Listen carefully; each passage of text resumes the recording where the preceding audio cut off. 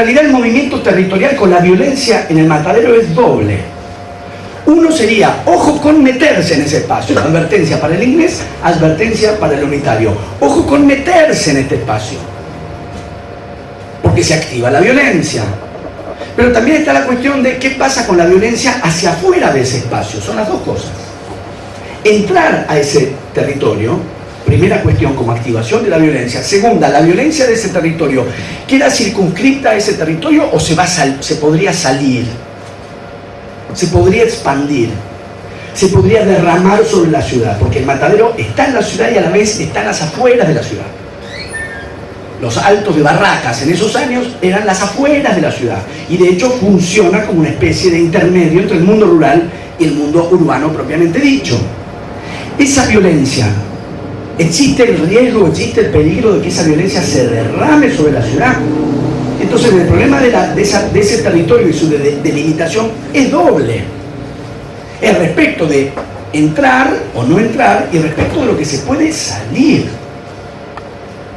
Por eso es tan importante el episodio del toro en el cuento de Echeverría. ¿Recuerdan? Se suelta el toro. Al soltarse el toro se suelta el látigo. Y el látigo, voy a decir algo truculento, pero está en el cuento, mata a un niño. Que sería la muerte más cruel. Y a la vez es una muerte accidental. En el cuento eso se produce como muerte accidental. Y a la vez, ese niño, ¿cómo muere? Degollado. Muere con el signo de la muerte rosista. Por eso yo decía hace un rato, todo tiene signo político.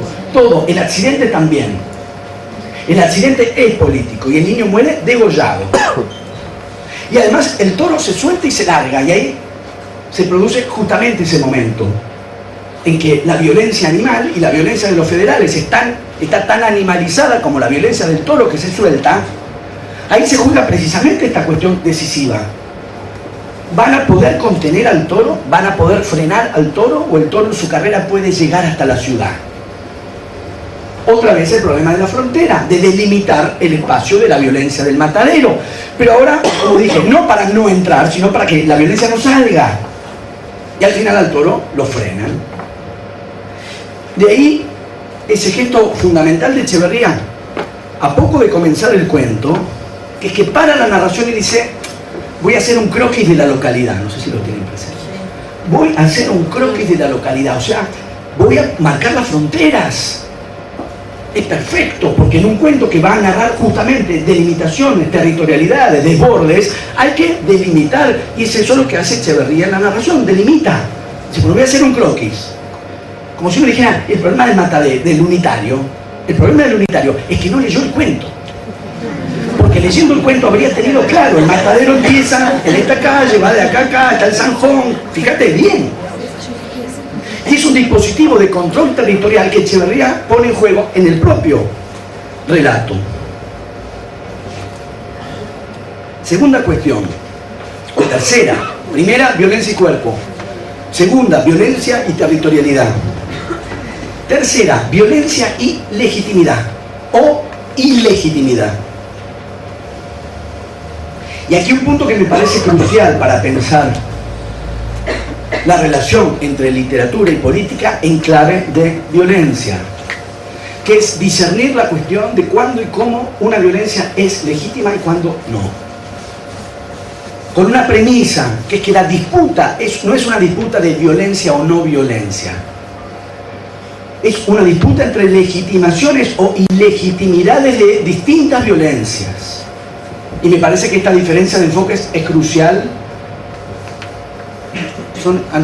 No, porque dije malas palabras y no hay niños.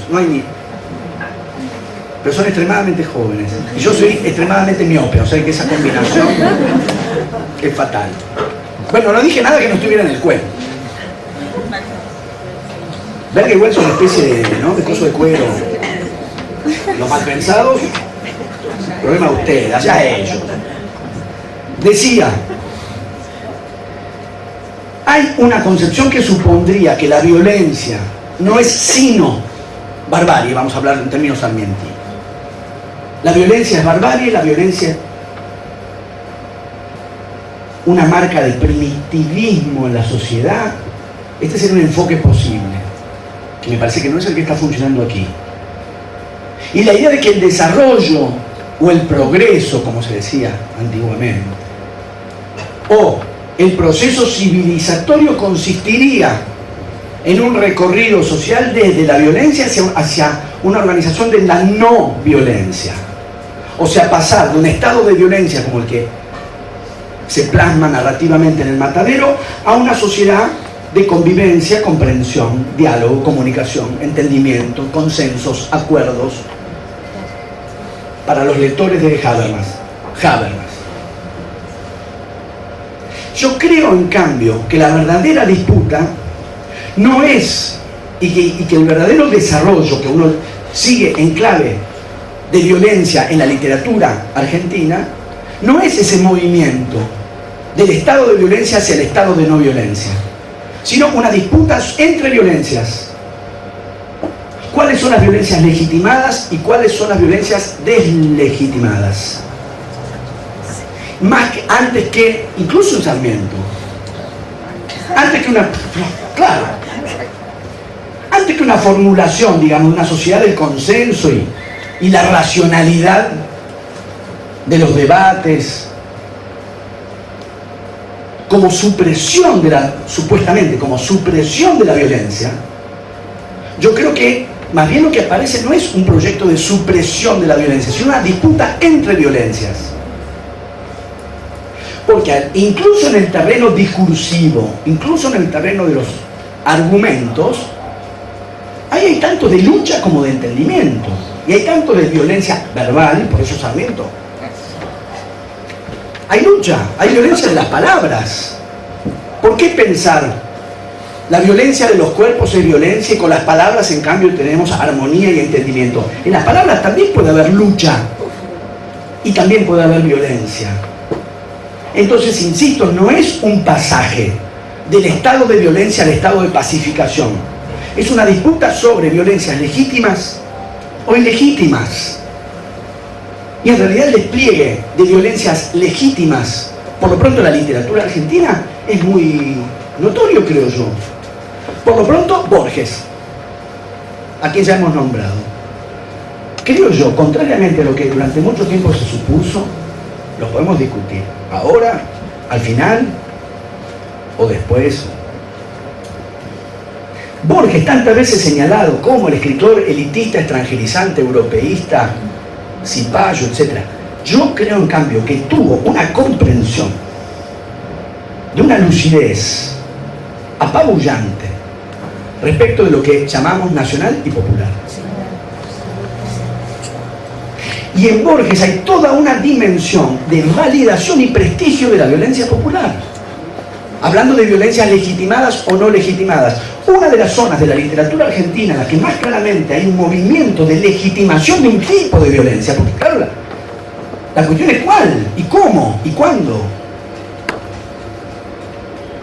Repito, incito, subrayo, no de violencia contra no violencia, una disputa entre violencias. ¿Cuáles son las violencias validadas, legitimadas, y cuáles las que no? Uno de los dispositivos de legitimación, de prestigio de cierta forma de violencia que hay en la literatura argentina, de una literatura popular, está el Borges. El así llamado culto al coraje, en los cuentos de las orillas de Borges, no es sino la validación y legitimación de un determinado tipo de violencia popular en determinadas condiciones, las del duelo. Mano a mano, uno contra uno, ¿no? Mano a mano. Lo demás, como pasa en Nombre de la Esquina Rosada también, ¿no? Cuando dice que los hombres de Francisco Real se acomodan contra la puerta y no van a entrar a tallar, solamente van a entrar a tallar si el juego no era limpio. La legitimidad de esta violencia que es mano a mano y cuerpo a cuerpo. Porque Borges tenía una gran fascinación también, mientras podía ver y podía ir al cine, aunque cuando quedó ciego seguía yendo al cine, a escuchar. Pero cuando, digamos, Borges como espectador tenía un enorme entusiasmo por los westerns, por muchas razones. Una de ellas era la fascinación por los duelos en los westerns, porque veía precisamente esa forma prestigiada de la violencia. Un hombre enfrenta a otro a matar y a morir. La escena en la que ese hombre descubre quién es. Encuentra su destino y su verdad. Esa violencia está cargada de prestigio. En el western, el mano a mano, el duelo es con arma de fuego.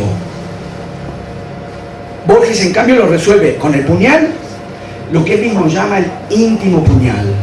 Esto lo he comentado en los adjetivos de Borges, ¿no? El íntimo puñal. Uno habría puesto filoso, brilloso, íntimo, o sea, con moraleja, uno es uno, Borges. El íntimo puñal, la pelea cuerpo a cuerpo, la pelea en contacto. La de Hombre de la Esquina Rosada, la del Sur, la de El Fin y la de El Fin. Y un caso de duelo, que también un cuento que termina en un duelo, que es Emma Suns, que en consideración de género le concede a Emma un arma de fuego, porque un cuerpo a cuerpo de una mujer y Lowenthal habría sido demasiado desparejo. En ese caso entonces hay un arma de fuego. Pero esa violencia, la del duelo, la del coraje, es una violencia legitimada en Borges. Ese mano a mano, uno contra uno, es una violencia popular, legitimada. Como queda legitimada también en otra inflexión de la literatura, el boxeo. ¿Vino ya Pablo Ramos o va a volver? Bien, hablen con Pablo, que sabe más de eso. Pues yo sé más o menos leer, después no sé nada de nada. Pero como cuando uno lee todo, ya está. El boxeo en Cortázar, por poner un caso. También las figuraciones de los boxeadores y del boxeo en Cortázar expresa la admiración por un tipo de violencia. Resuelta en espectáculo, sin dudas. Ya no estaríamos estrictamente en el universo de la cultura popular, como en Borges, sino en el terreno de la cultura de masas. Pero en el terreno de la cultura de masas y del espectáculo, esa violencia está también cargada de prestigio. Ejemplo, Torito, el cuento de Borges. Torito, sobre Justo Suárez, el Torito de Mataderos, que he pensado en algún momento, para mí, el Torito de Mataderos es el toro del matadero que se escapó. Ese toro que se escapa del matadero va a parar ¿a dónde? Al Torito de Mataderos de Cortázar, que queda atrapado ¿dónde? En el ring. Porque la violencia convertida en espectáculo ya resuelve, está completamente domesticada, para usar un término de la animalidad. Ya no está en peligro el matadero, que se suelte y se vaya para afuera. Transcurre dentro del ring. Y transcurre pautada temporalmente. Suena la campana, empieza, suena la campana, termina. Por eso el escándalo moral que se produce en el boxeo cuando alguien pega después del gong. O cuando un boxeador saca al otro del ring, como pasó con Firpo y Denzel. Ese derrame de la violencia hacia afuera es inaudito, porque el pacto ahí es que esa violencia está perfectamente delimitada. 3 minutos sí, 1 minuto no. 3 minutos sí, 1 minuto no. Y adentro de esas cuerdas. Por eso digo, el Torito de Mataderos, Justo Suárez, es el toro del matadero, que ha quedado atrapado acá. Entonces, Borges, Cortázar, violencias legitimadas. El Martín Fierro. Pues estamos hablando, además, lo que estamos yendo a buscar. Estamos recorriendo el canon de la literatura argentina siglo XIX, siglo XX. Lo que narra es esta ecuación de violencias legítimas o ilegítimas. Finalmente, en el Martín Fierro, ¿qué es lo que se dirime? El drama de Martín Fierro, ¿cuál es? En un sentido, acabar con su violencia, pacificarlo. Ya sabemos, digamos, la formulación de la ira. Las arbitrariedades, las injusticias, los atropellos hicieron de ese hombre un delincuente. Lo lanzaron a la violencia ilegal.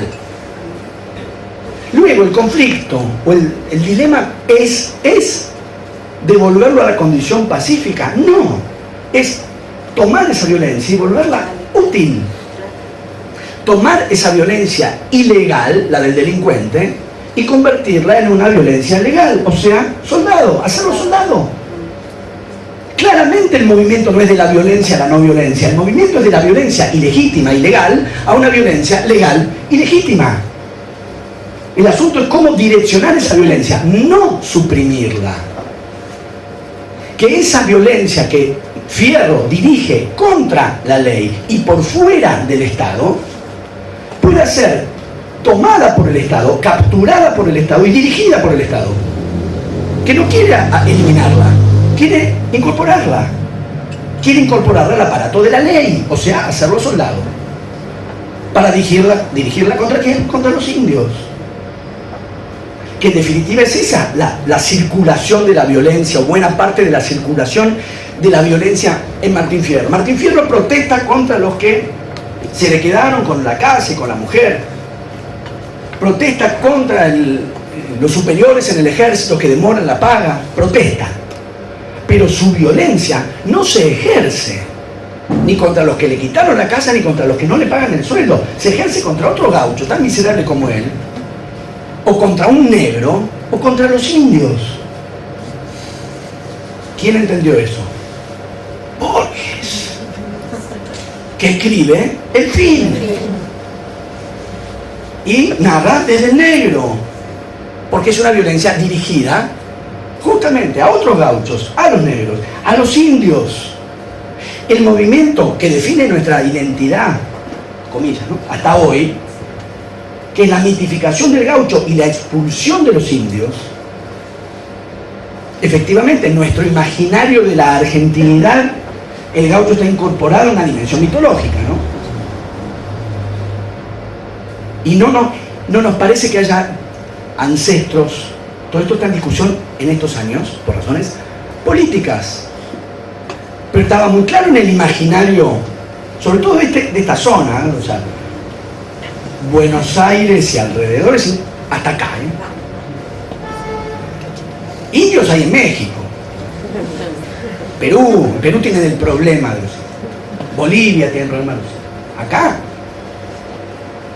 el problema es cómo es esto que somos tan europeos y esto no arranca como Europa. ¿Qué le está pasando a nuestra europeidad que no funca bien? Y hay marcas muy notorias. El mundo del fútbol, ahora que viene el Mundial, yo no sé si a ustedes les interesa el Mundial, a mí no. No, a mí tampoco. A mí lo que no me gusta del Mundial es que interrumpe el fútbol. O sea, paró el campeonato, terminó el fútbol. Como viene el Mundial, termina el fútbol. Hasta agosto no tenemos fútbol, porque hay Mundial. Pero los imaginarios nacionales, y es tan notoria el contraste. El estadio donde Argentina sale campeón mundial en el 86. Azteca.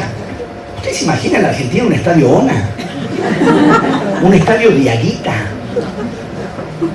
Cuando los uruguayos pegan, y pegan con frecuencia, en el fútbol, digo, se habla de la garra. No podríamos pensar que en la Argentina se hable de la garra come chingón, cuando pega Poncio, que pega, ayudado porque los arbitrajes cuando River no lo sancionan. Pero bueno, no vamos a entrar en eso. No viene a cuento, pero anoten.